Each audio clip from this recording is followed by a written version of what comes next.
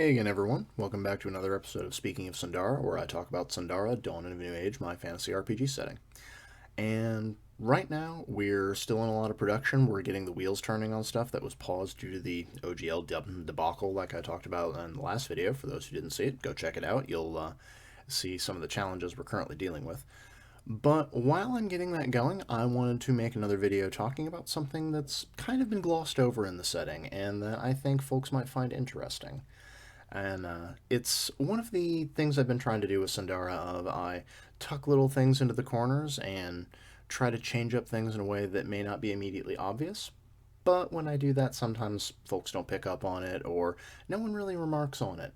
So I figured I'd leave a couple of breadcrumbs this week and talk about something I'm particularly proud of and that I think makes the setting unique.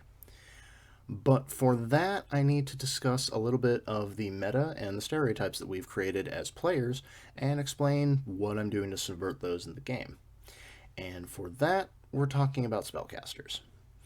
Now, there's the usual narrative, I suppose, that we have that magic is the ultimate power in fantasy games. And we've all met those players who are caster mains, and if a class doesn't get magic, they're never going to play it. That's not what I'm talking about today. What I am talking about, though, is how in our heads we have certain assumptions that come with certain types of spellcasters, certain types of magic, and a lot of us go into a game just expecting that to be the way things are. A good example of this is we just naturally assume, or at least a lot of us do, that when someone meets a cleric or a paladin, that those people are going to be universally known and respected for the faith that they represent. And a lot of this has to do with how, in our own history, here on Earth, we've had a lot of theocracies or a lot of governments who are very closely interwoven with the church. And so we just kind of carry that forward and assume that that's the way things are going to be. If you're a cleric of a good god, clearly that means that you should have some sort of social respect, if not necessarily a secular authority. But what I've done in Sundara, as I mentioned in both Cults of Sundara and Gods of Sundara, is no one really trusts divine casters completely. And the reason for that is that the gods are so inscrutable in Sundara, it's almost impossible to tell whether or not the person who says they're a cleric of a certain god or who follows a certain religion is really worshipping that being or not.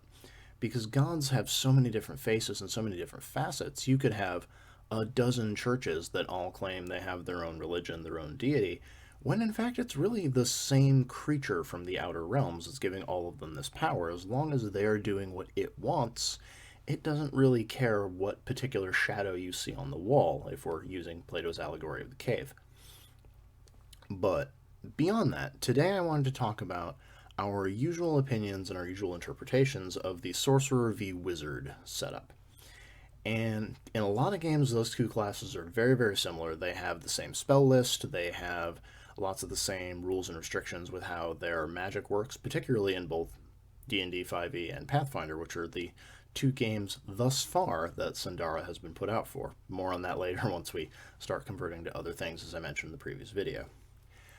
But there's this often unspoken assumption that we have when we come in with one of these two arcane casting classes, and that's that wizards are the ones who get more respect. Wizards are the ones who have to go to college, they're the ones who have to put in all of the study, all of the hard work, and I think part of the reason that we do that as players and as game masters is traditionally wizards have been the more difficult class to master.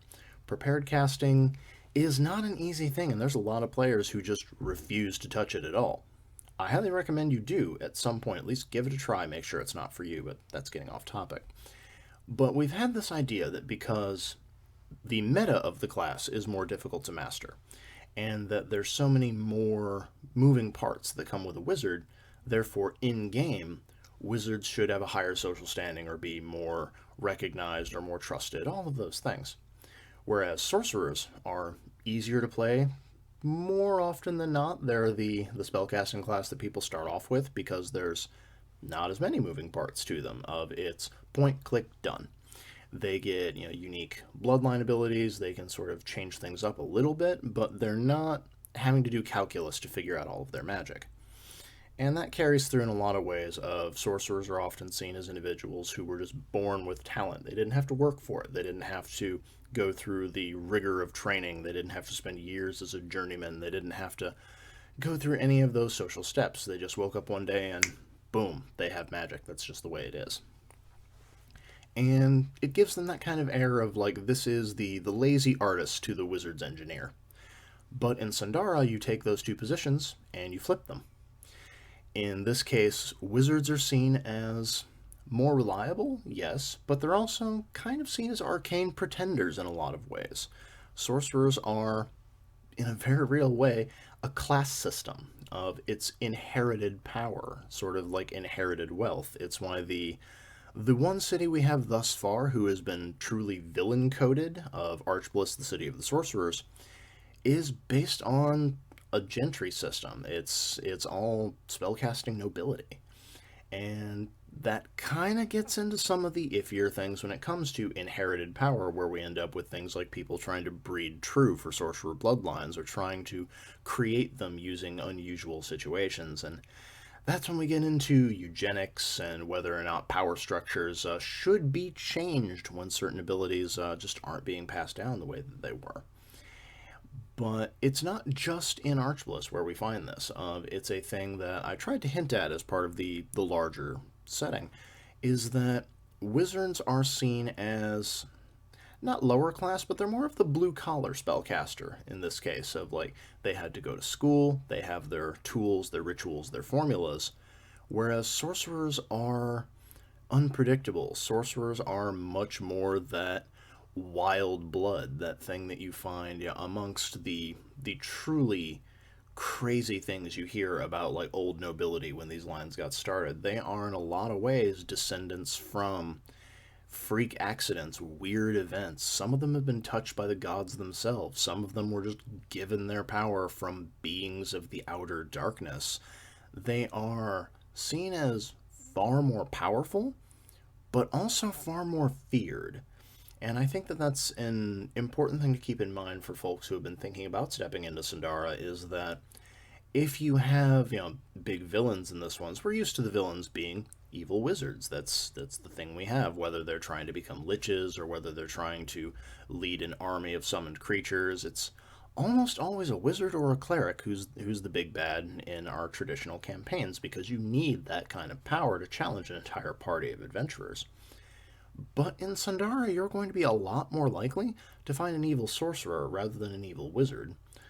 Unless, of course, the wizard is trying to rebel against the caste system we find all across the setting, but that'll be another story for another day.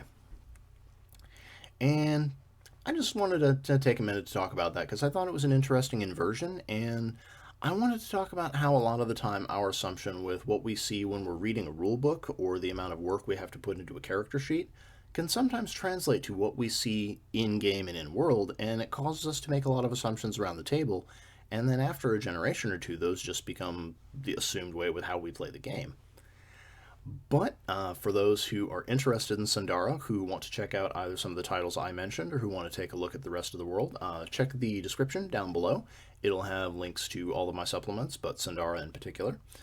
If you have any questions about the setting, or you want to know how other spellcasters are treated, since I didn't touch on druids or oracles or any of the other divine casters, leave those in the comments below. I'll try to answer them as I can, and if something is particularly complicated, I might make another video on it while I'm working on some new stuff. Speaking of new stuff for the setting, I've asked this before, and some folks have given feedback, but I always want to check in before I get started on new things. What would you all like to see in Sundara going forward?